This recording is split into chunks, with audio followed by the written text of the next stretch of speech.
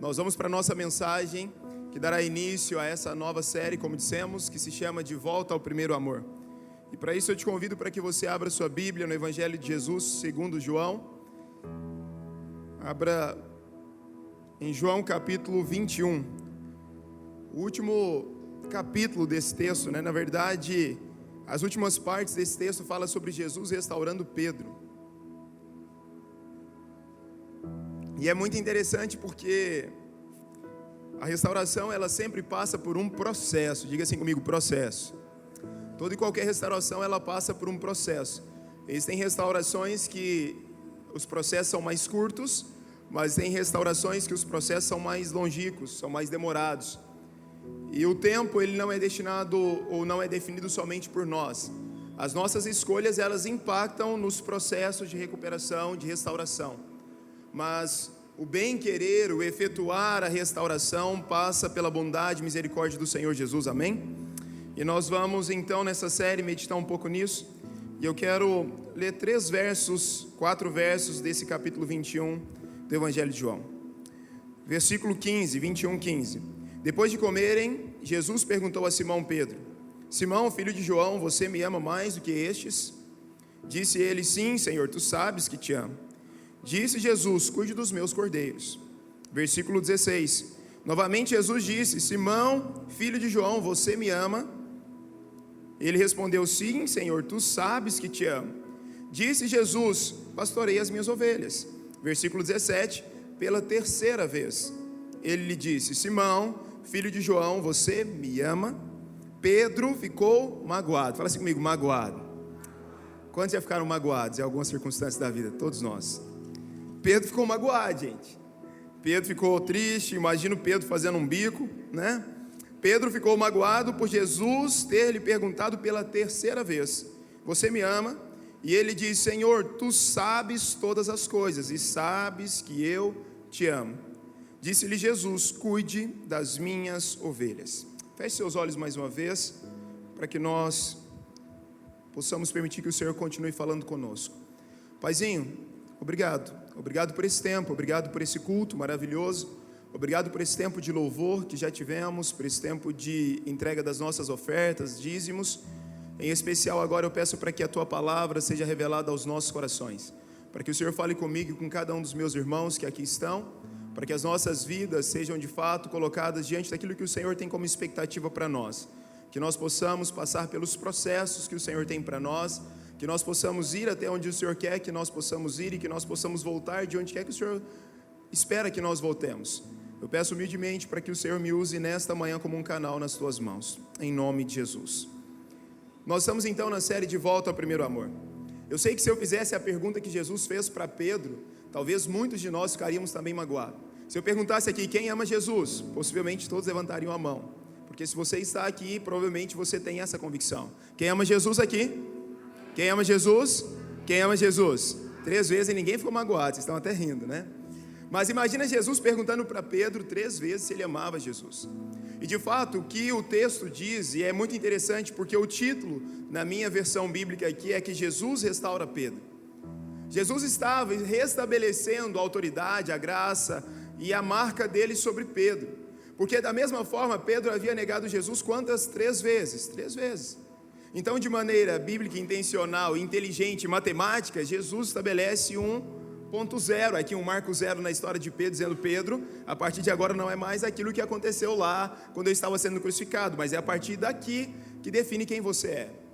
E quando nós falamos sobre isso, é importante porque nós precisamos entender que a questão central das nossas vidas, a questão central dessa série, é que tipo de amor que temos confiado a Deus. Irmãos, eu não acredito que Pedro, ao ter negado Jesus 3 vezes, naquele momento de turbulência, de pressão, de angústia, Pedro tenha deixado de crer em Jesus. Pedro não tinha deixado de ser um seguidor de Jesus, não. Pedro errou, Pedro vacilou, Pedro se equivocou na sua forma de responder e diante das situações que ele vivia. Mas aquilo lá não tirava de Pedro alguém que amava a Deus. Mas quando Jesus vem nesse momento aqui e pergunta no final da trajetória desse texto de João, e ele busca restaurar aquilo que havia sobre Pedro, Jesus então estava restabelecendo sobre Pedro a oportunidade de viver a plenitude do amor a Deus, de declarar a centralidade de Jesus na vida dele, de declarar que Jesus era sim o Senhor da vida dele, que Jesus mais do que isso, que Jesus tinha o tudo de Pedro. Irmãos, essa série é uma série na qual nós vamos buscar juntos sair de um lugar de conformismo, sair de um lugar de tá tudo bem e não tem nada para melhorar, ou de apatia. Não, nós acreditamos sim que na nossa caminhada de fé e nos nossos relacionamentos, sejam eles pessoais, interpessoais, ou nosso relacionamento com Deus, nós precisamos sim em alguns momentos avaliar aquilo que pode e deve ser melhorado. Nós acreditamos que existem áreas das nossas vidas e relacionamentos nossos que merecem ser melhorados. Quantos acreditam nisso? Você acredita? Eu acredito piamente nisso. Porque todo e qualquer relacionamento, de maneira quase que comum, eles começam de maneira avassaladora. Já viu uma amizade? Quando você conhece um novo amigo, você começa a compartilhar das mesmas ideias, dos mesmos sentimentos, e é aquela amizade que ganha forma que parece que é uma amizade de 10 anos. E daqui a pouco já estão comendo junto, daqui a pouco estão saindo, estão indo para lugares juntos, frequentando lugares juntos. Do mesmo jeito são as nossas relações afetivas amorosas. Quando nós encontramos a pessoa que nós acreditamos que é a pessoa amada, nós nos entregamos de maneira avassaladora, nós nos doamos, nós somos intensos, nós somos vibrantes, nós dedicamos tempo, atenção, nós saímos de um lugar, se preciso foi, atravessamos para o outro lado da cidade, não é verdade? Quantos de nós já não pegamos ônibus, ou a geração de agora não pegou um Uber, pagando em suaves prestações lá no cartão de crédito, né? Que o Uber está tão caro às vezes, e aí você pega para você ir para o outro lado da cidade, porque você quer estar com a pessoa amada. Você entende que é importante estar com a pessoa com a qual você está desenvolvendo um relacionamento intenso, amoroso e apaixonado. Mas infelizmente, como em qualquer relacionamento, muitas vezes nós nos acostumamos. E quando nós nos acostumamos, nós corremos sérios riscos. Riscos de cair na indiferença, riscos de cair na apatia, riscos de cair no tanto faz ou tanto fez. Conhece essa história? Se estiver com alguém, tudo bem. Se não estiver com esse alguém, tudo bem. Quantos relacionamentos nós lidamos e ouvimos e aconselhamos de pessoas que chegam a afirmar: olha, essa companhia já não me faz diferença mais. Mas irmãos, sejamos sinceros, essa não é uma realidade apenas das nossas relações humanas. Essa é uma realidade também imposta muitas vezes nas nossas relações para com Deus. Por muitas vezes nós nos acostumamos em dizer que amamos a Deus. Por muitas vezes nós nos acostumamos a vir e frequentar um ambiente como esse, acolhedor, bonito, preparado, cheiroso, com pessoas te recebendo com um sorriso, mas nós nos acostumamos. E daqui a pouco esse ambiente ele também se torna um ambiente tanto faz, tanto fez. Daqui a pouco essas relações também se tornam tanto faz e tanto fez. E com Deus, muitas vezes nós vamos assim. Nós temos aquele primeiro momento, aquele impacto, aquela entrega, aquele momento no qual você se encontra com Jesus e Ele se encontra contigo, mas na verdade foi Ele que tomou a iniciativa. E daí então você se entrega, você se doa, e você diz para todos os cantos do mundo: eu não consigo mais viver sem Jesus. Eu não consigo mais pensar em mim sem Jesus. Eu não consigo mais ir a qualquer lugar sem Jesus. Eu não consigo mais pensar daqui 5 anos sem Jesus. Mas o risco que nós corremos é o risco de diminuir essas expectativas no meio da nossa jornada. O risco que nós corremos é de muitas vezes não conseguirmos ou achar que Jesus não pode ser encaixado dentro das nossas dinâmicas de vida. Isso é muito perigoso, irmãos. Isso é muito perigoso. E essa é uma série que, ela na verdade é uma série de protesto, mas ela é uma série para nos levar à restauração, assim como aconteceu com Pedro. É uma série que quer nos tirar de um lugar em que não nos define, mas que nós passamos, ou alguns até ficaram nesses lugares, mas nós queremos chegar num lugar que é um lugar de uma paixão avassaladora, intensa e vibrante para com Deus. Quantos querem isso para a sua vida? É sobre isso que nós estamos falando, irmãos. Segundo Franchan, autor de um best-seller chamado Louco Amor, Franchan ele afirma o seguinte: apenas experimentando e nutrindo um honesto relacionamento com Deus, podemos dar a necessária chacoalhada em nossa vida. Olhe para a pessoa que está do seu lado aí, não precisa chacoalhar ela, só dê uma olhada para ela. E volta para você mesmo, agora olhe para dentro de você. O que precisa ser chacoalhado aí dentro? O que precisa ser mexido aí dentro? O que precisa ser desestabilizado para depois voltar a estabilizar? E o Franchan continua dizendo: é somente um relacionamento íntimo com Jesus que vai ser capaz de provocar essa chacoalhada em nossas vidas e espantar a terrível mornidão que caracteriza por muitas vezes a nossa atitude diante do Pai. Nós somos humanos, e mais doído do que a diferença é aquilo que chamamos de indiferença, é ou não é? Tratar alguém com diferença dói a pessoa que está recebendo, mas é quase convencional, e nós temos especialistas aqui do comportamento e da psique humana, como a doutora Kate, entre outros aqui, que poderiam talvez atestar e dizer muito melhor sobre isso, que pior do que a diferença é a indiferença muitas vezes. É como lidamos com a leitura que as pessoas fazem a nós do tanto faz e tanto fez. E você já parou para perguntar como que está o relacionamento com Deus, se não está num tanto faz ou tanto fez?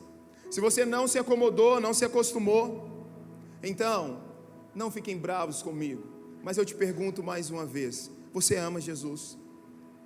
Não fiquem bravos comigo, eu pergunto pela segunda vez, você ama Jesus? E eu pergunto pela terceira vez, você definitivamente ama Jesus? Porque essa foi a estratégia que Jesus usou para restaurar aquilo que ele precisava restaurar na vida de Pedro. Eu quero ser como Pedro, irmãos. Eu não quero ser alguém que vou levar até o fim a minha jornada achando que está tudo bem. Eu sou o tipo de pessoa que eu quero e eu preciso ser confrontado naquilo que precisa ser chacoalhado em minha vida, mas eu quero ser restaurado em todas as áreas. Eu quero viver a plenitude de Deus para mim, para minha casa e para minha família. Por isso, continuando, nós vamos agora para um texto clássico, está lá em Apocalipse capítulo 2, que é um texto clássico que fala sobre a necessidade de voltarmos a esse primeiro amor. A necessidade de reconhecermos que de um lugar que estávamos e deixamos de estar, nós precisamos voltar para esse lugar. Apocalipse capítulo 2, a partir do versículo 1.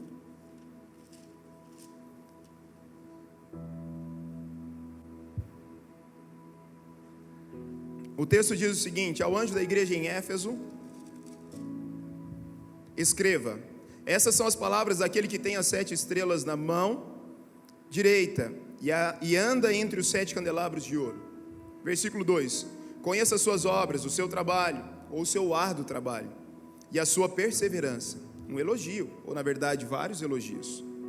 Sei que você não pode tolerar homens maus. Que bom, glória a Deus, isso é verdade. Que pões à prova os que dizem ser apóstolos, mas não são. Isso é um teste de veracidade. E descobriu que eles eram impostores. Não se conformar com os erros, com os impostores.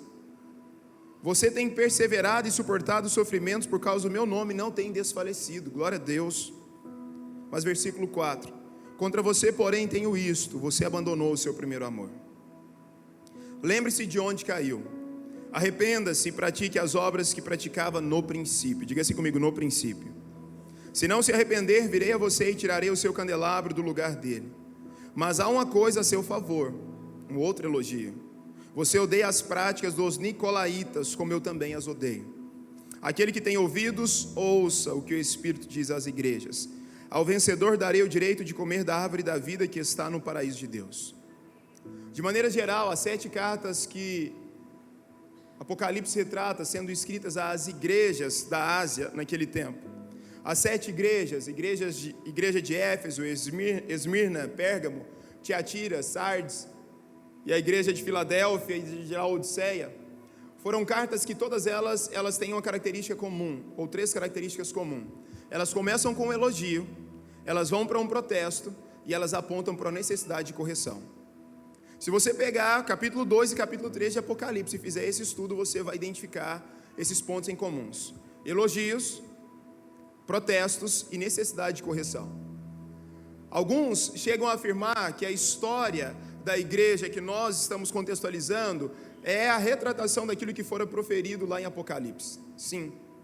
Mas eu não quero me aprofundar nesse tema nesse momento. Eu quero ajudá-los e me ajudar nesse momento a aprofundar nesse texto da carta da igreja a Éfeso.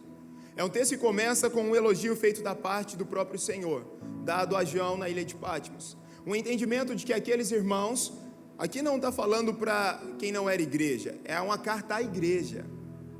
Então, de volta ao primeiro amor, é uma carta, é uma série para a igreja. E se você está aqui e não é igreja, você está convidado para compor a igreja conosco.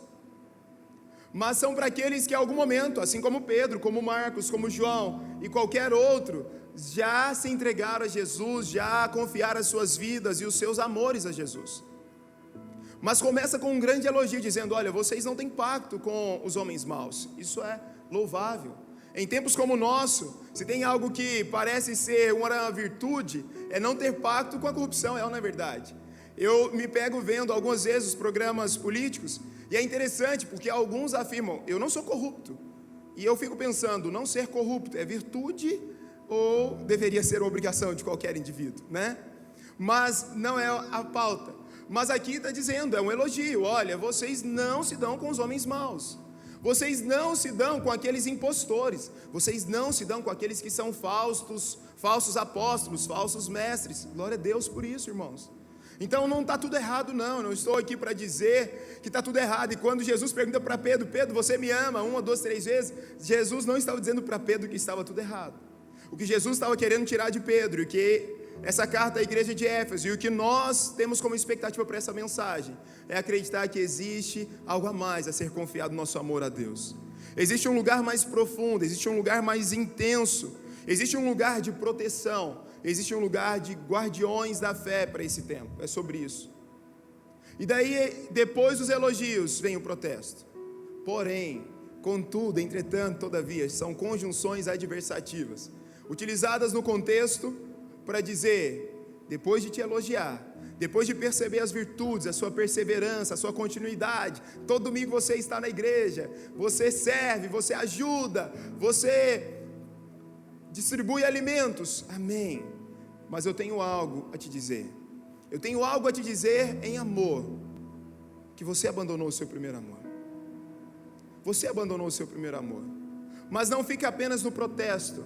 Após o protesto vem uma indicação para correção: arrependa-se, arrependa-se, arrependa-se, identifique onde você errou, onde você caiu, e volte ao primeiro amor.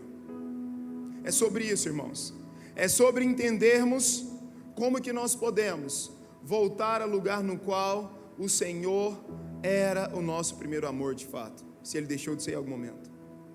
É voltarmos no lugar no qual nós dedicarmos todo o nosso coração, toda a nossa intensidade, toda a nossa energia, toda a nossa alegria e todas as nossas habilidades, sonhos e projetos a Deus. Mas afinal, Marcos, o que seria então esse primeiro amor? O primeiro amor é uma resposta entusiasmada, alegre e assertiva ao louco amor de Deus para conosco.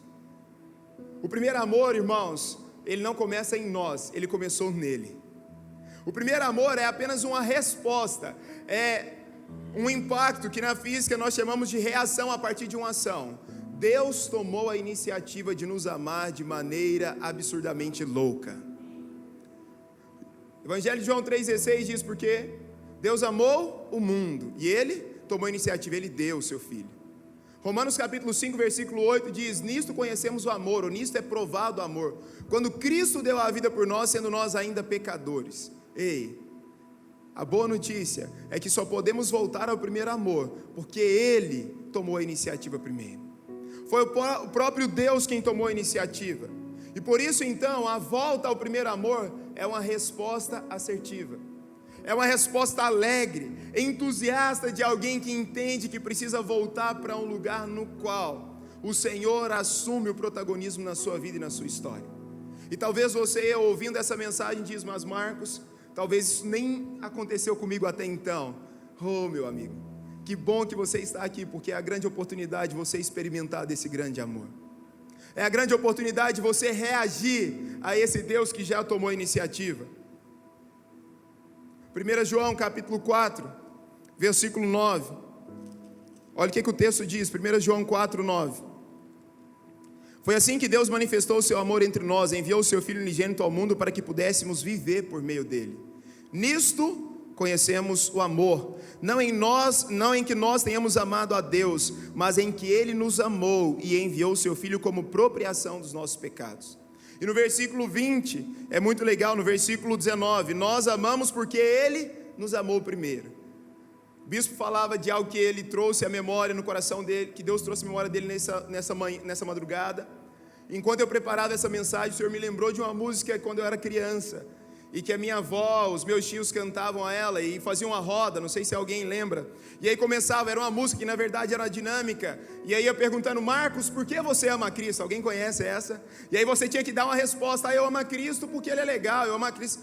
Mas a verdade, e algo que me impactou é: eu amo a Cristo porque Ele morreu por mim, porque Ele me amou primeiro.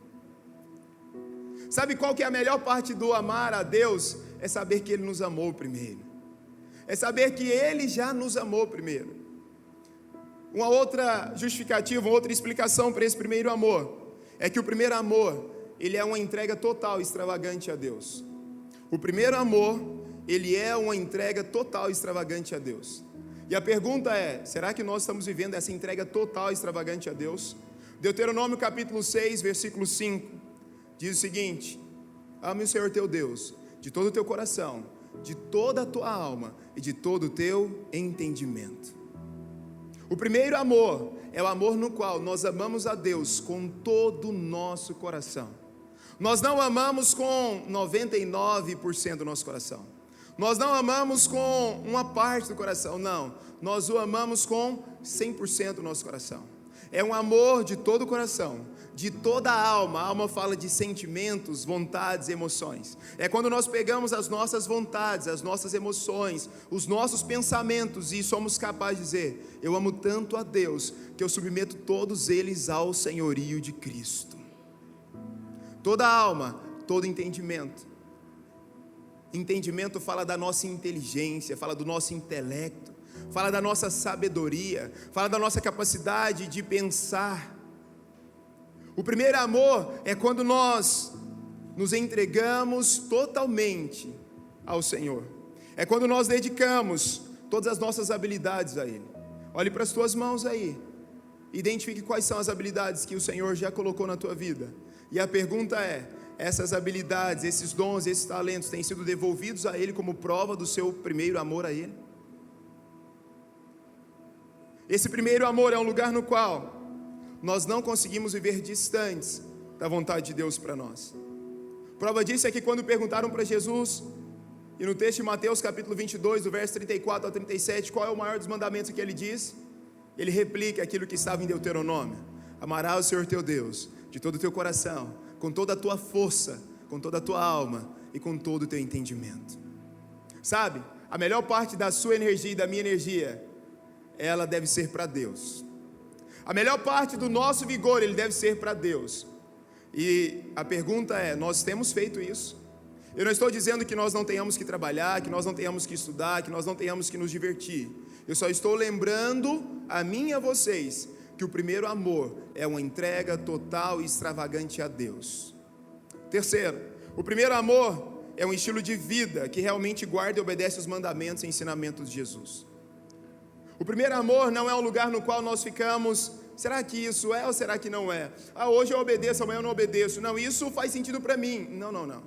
O primeiro amor, ele é pautado numa vida de obediência integral à palavra de Deus.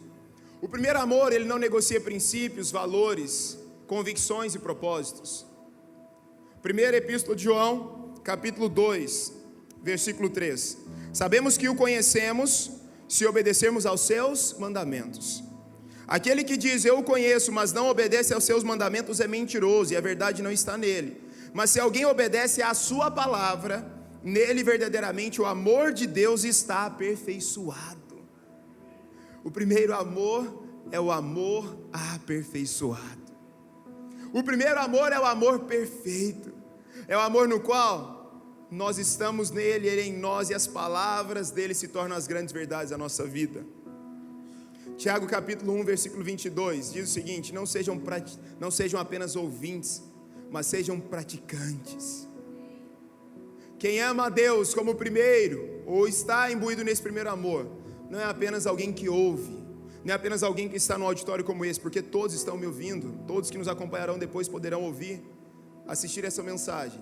Mas o primeiro amor, ele é prático, ele é real, ele é entusiasta, mas ele é sincero e ele é comprometido. Próximo, o primeiro amor é um estilo de vida que não se contenta com a apatia espiritual, em apenas ser um frequentador de cultos ou membros de uma igreja. O primeiro amor, ele está ligado a uma vida intensa, sedenta, apaixonada, integralmente confiante a Deus. E eu quero te convidar para ler comigo o Salmo 63, porque esse salmo foi o salmo que o Senhor me deu enquanto dessa mensagem. Quando eu digo que Ele me deu, Ele não deu só para mim, Ele deu para nós, mas Ele me lembrou desse salmo. Salmo 63, aqui é uma declaração de alguém que poderia responder como Pedro: sim, Senhor, Tu sabes que eu te amo.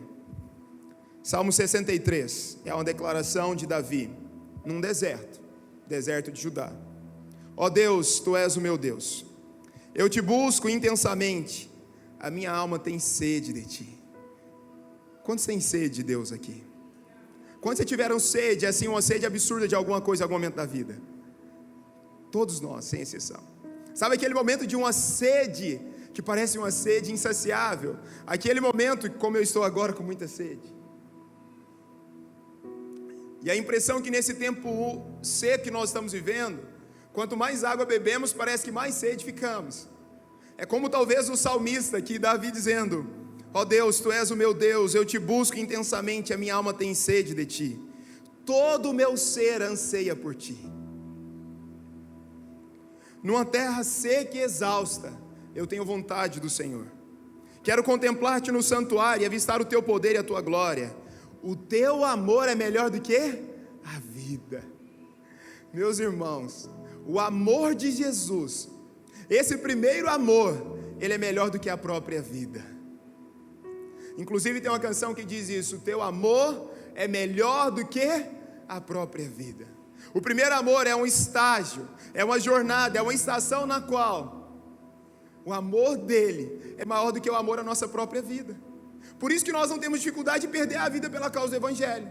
Por isso que os mártires da fé, eles morriam por causa do Evangelho. Sabe por quê? Era um primeiro amor tão grande, era um amor tão grande, que eles diziam: o meu amor por Ti e o Teu amor por mim é melhor do que a minha própria vida. O texto continua dizendo de Salmo: enquanto eu viver, Te bendirei, e em Teu nome levantarei as minhas mãos. A minha alma ficará satisfeita como quando tem rico banquete, com lábios jubilosos a minha boca Te louvará. O primeiro amor, ele é expresso com louvores. No primeiro amor, sabe, irmãos, não precisaria ninguém estar com o microfone dizendo: levanta as mãos, canta, grita, pula, não. O primeiro amor é aquele lugar no qual nós não conseguimos contemplar a beleza da presença dele sem rasgarmos os nossos lábios e escancararmos os nossos corações. O primeiro amor é aquele lugar que nós nos jogamos, que nós nos entregamos profundamente. Quando me deito, lembro-me de Ti, penso em Ti durante as vigílias da noite. E daí, quando eu li esse salmo, me lembrei de uma outra música. Eu não vou cantar, senão vocês vão sair correndo, fica tranquilo. Mas aquela música que diz: eu acordo apaixonado, passo o dia Te amando, vou dormir desesperado, e no meio da noite eu levanto Te chamando. Parece uma música sertaneja, mas não é. Eu acordo apaixonado, passo o dia Te chamando, vou dormir desesperado, e no meio da noite eu fico Te clamando. O primeiro amor é aquele lugar no qual você está assim, é como um casal que acabou de casar, é como um casal que está na lua de mel e que quer viver a lua de mel o tempo todo. Ei, o primeiro amor é melhor que a lua de mel com a minha esposa, eu tenho certeza disso. O primeiro amor em Deus é um lugar em que nós somos completamente saciados, porque és a minha ajuda, canto de alegria à sombra das Tuas asas, a minha alma apega-se a Ti. Esse é o primeiro amor. O primeiro amor é um estilo então de vida que não se contenta em apenas também fazer coisas para Deus. Porque o texto que nós lemos, ele começa com um elogio. Eu sei que vocês têm trabalhos árduos, eu sei que vocês já fazem muitas coisas, eu sei que vocês são perseverantes, eu sei que vocês estão juntos, mas o primeiro amor é muito mais do que fazer. O primeiro amor, ele tem uma explicação bíblica, a minha leitura nesse momento, que é aquele famoso encontro entre Jesus, Marta e Maria, Lucas capítulo 10. Ali é o primeiro amor. Enquanto Jesus chega, Maria queria contemplar o amor da vida dela. E Marta também amava a Deus, mas ela queria servir, fazer. O primeiro amor não é um lugar em que nós invertemos a ordem. Fazer é muito importante, servir é muito importante, e é o próximo e último tópico. Mas, antes disso, o primeiro amor, ele não se restringe a fazer para Deus como um bom religioso. O primeiro amor, ele nega a religião, ele contrapõe a religião, e ele contempla a oportunidade de adorá-lo. Ele contempla a oportunidade de estar diante do seu amor, do seu amado, do amado da minha alma, daquele que é melhor do que a própria vida. Esse é o amor. Por isso, amigos, melhor do que o amor do pai, da mãe, é importante. Melhor do que o amor do esposo, da esposa, do filho e da filha, existe um primeiro amor, que é o amor nosso para com Deus, como uma resposta do amor que Ele já confiou a nós. Não por acaso o salmista diz: ainda que teu pai e tua mãe te abandonem, fique tranquilo, eu, Senhor, não te abandonarei. Ainda que nós não tenhamos os amores desta vida terrena correspondidos, apesar de que nós cremos que Deus quer que nós tenhamos correspondido, sim, e Ele tem essas promessas para nós, e nós vivemos, mas a despeito de tudo isso, quando nós estamos nesse primeiro amor dEle, cai 1.000 ao meu lado, 10.000 à minha direita, eu não estou sendo atingido, porque eu estou nesse primeiro amor. Termino dizendo para vocês que o primeiro amor é um estilo de vida para quem ama, perdoa e serve ao próximo. O primeiro amor é um lugar no qual você não fica com dificuldades para liberar perdão para alguém que errou contigo. O primeiro amor é um lugar no qual você está pronto a perdoar. O primeiro amor é aquele lugar no qual as pessoas erraram, mas você fala assim: mas eu sou de Jesus, eu vou perdoar, eu vou liberar perdão, e nós vamos amar as pessoas. Essa semana nós tivemos uma experiência familiar. A nossa filha sofreu uma situação constrangedora na escola de bullying, e aí a mãe, como mãe qualquer, chorou, ficou triste. E naquele momento a nossa tentativa humana era dar uma resposta humanamente dizendo na mesma medida. Mas quando Maiara me diz: olha, Maitê sofreu isso na escola hoje, naquele momento eu falei: sim, vamos acalmar e vamos fazer aquilo que revela quem nós somos e não as circunstâncias que estamos vivendo. Então eu disse: olha, se essa garota ofendeu ela, nós vamos fazer de forma diferente. A Maitê vai escrever uma carta, vai pedir perdão e vai levar um presente para essa coleguinha na escola. Porque o primeiro amor, irmãos, não é aquele que toma lá da cá. O primeiro amor não é aquele olho por olho, dente por dente. O primeiro amor é ame o teu próximo como a ti mesmo. O primeiro amor é aquele que Jesus elevou o padrão lá no Sermão do Monte. Não adianta você amar, dizer que ama o teu próximo. Não, você precisa amar e orar pelo teu inimigo. Esse é o amor. Esse é o primeiro amor. E nós precisamos caminhar nesse primeiro amor. É tempo de liberarmos perdão, mas é tempo também de nos dispormos a servir as pessoas. O primeiro amor é aquele ditado, não antigo, mas que é forte e tradicional: amar e fazer sem saber a quem, servir sem saber a quem, servir porque é marca nossa, porque é a impressão que está em nós desse primeiro amor. Termino lendo o texto de 1 João capítulo 4, versículo 20. 1 João capítulo 4, versículo 20.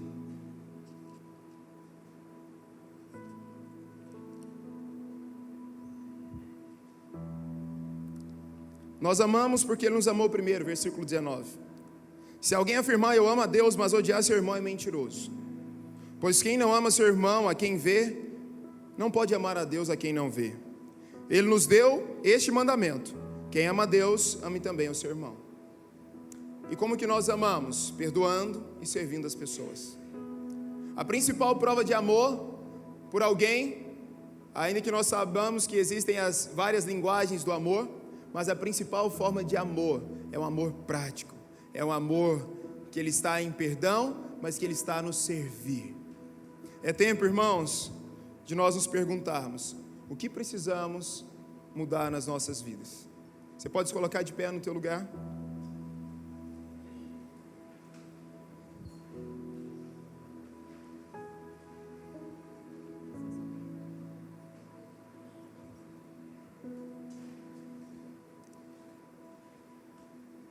Vamos voltar para o texto de Apocalipse.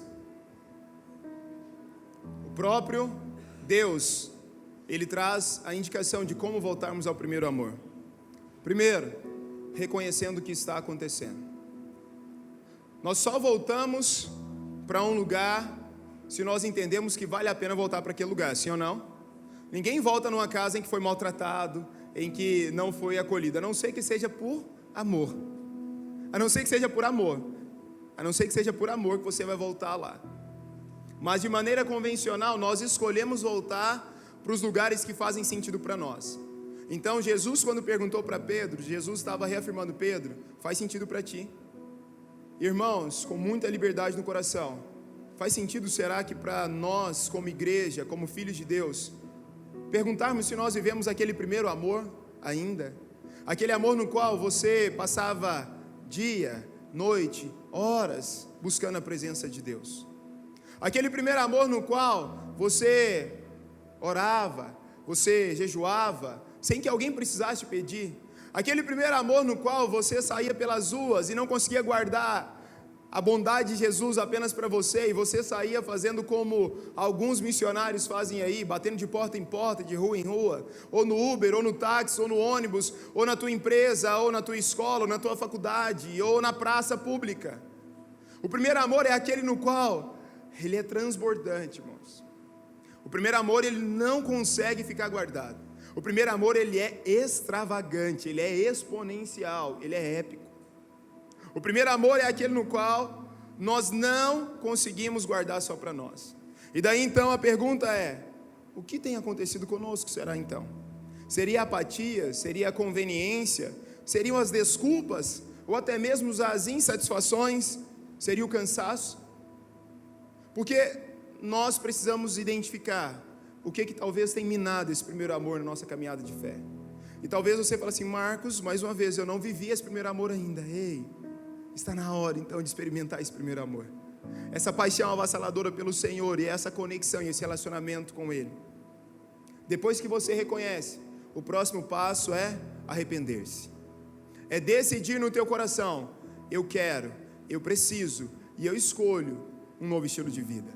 Eu quero, eu decido e eu escolho uma nova forma de me relacionar com o grande amor da minha vida, que é a pessoa do Senhor Jesus. E em terceiro, depois que você reconhece, depois que você se arrepende, você então volta para o início de tudo. É aquele momento que você volta e que você firma bases e que você tem coragem de dizer: estou voltando. Estou voltando para a essência da adoração. Estou voltando para a essência da devoção. Estou voltando para a essência da meditação na palavra. Estou voltando para a essência da santificação. Estou voltando para a essência do liberar perdão, sem ficar pedindo muitas explicações, ou sem tentar entender todas as coisas. Porque tem coisas que nós vamos entender, irmãos, outras coisas nós não vamos entender. Mas nós precisamos acreditar que Deus é soberano para estabelecer em nós a restauração, assim como Ele fez com Pedro. E nós estamos falando de Pedro, irmãos. Nós não estamos falando de alguém que só bateu um papo ou só comeu com Jesus. Não, isso aqui era a última alimentação de Pedro com Jesus, provavelmente. Engraçado, né? Porque o texto começou dizendo: após comerem. Então Jesus gostava de comer. Então nós podemos continuar gostando de comer, com moderação, mas podemos. Mas depois de comerem, Jesus vem para Pedro e bate um papo real. Então fica uma estratégia aí. Quando você precisar bater um papo reto, dê comida para a pessoa e depois você vai onde você chegar. Mas é tempo de voltarmos a esse primeiro amor. E é tempo de perseverarmos até o fim nesse primeiro amor. Eu não acredito no acaso.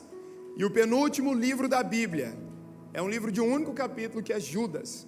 E está antes de Apocalipse. Quase nós nem falamos sobre Judas. Mas Judas, capítulo 1, ou o único capítulo, então eu vou falar os versos. A partir do verso 17 é um chamado à perseverança. E olha o que diz: todavia, amados irmãos, lembre-se do que foi predito pelos apóstolos do nosso Senhor Jesus Cristo. Eles diziam a vocês: nos últimos tempos haverá zombadores que seguirão seus próprios desejos e abandonarão o primeiro amor. Versículo 20: edifiquem-se, porém, amados, na santíssima fé que vocês têm orado no Espírito Santo. Versículo 21: mantenham-se no amor de Deus. Essa série é sobre pessoas que querem, reconhecem e desejam viver algo muito mais profundo em Deus. Por pessoas que entendem que Jesus é o Senhor da sua vida, é o Senhor da sua história, e por isso merece a melhor parte do seu amor. Amém? Você pode fechar os seus olhos. Eu quero te convidar para que juntos nós possamos fazer uma oração. Os meninos vão colocar uma música aqui, e essa música, ela é um clamor, ela é um pedido de pessoas como nós, que desejamos voltar a esse primeiro amor. Eu não quero colocar palavras na tua boca, eu não quero te convencer nas emoções, não. É um amor que passa pelo entendimento, pelo intelecto, que passa pelas escolhas, mas é um amor que ele é extravagante, sim. É um amor que é transbordante. E é um amor que nos tira de um lugar e nos faz voltar de onde um dia não deveríamos ter saído. A nossa caminhada de vida, ela não é fácil, de ninguém. E por muitas vezes, nós deixamos esse primeiro amor. Nós não deixamos Jesus. Pedro não deixou Jesus. Mas muitas vezes, nós não vivemos tudo o que poderíamos viver com Ele e para Ele. Muitas vezes nós não entregamos tudo o que poderíamos entregar por Ele e para Ele. Eu quero te convidar a orar ao Senhor nessa manhã. E fazer dessa música a sua oração. Quais são as primeiras obras? Quais são as estações que você tem muito forte no teu coração de momentos que você já viveu com Deus? Esse é o primeiro convite. Para pessoas que já viveram momentos com Deus e que você sabe que foram momentos marcantes, profundos, sinceros, mas que você talvez não tenha vivido nos últimos dias.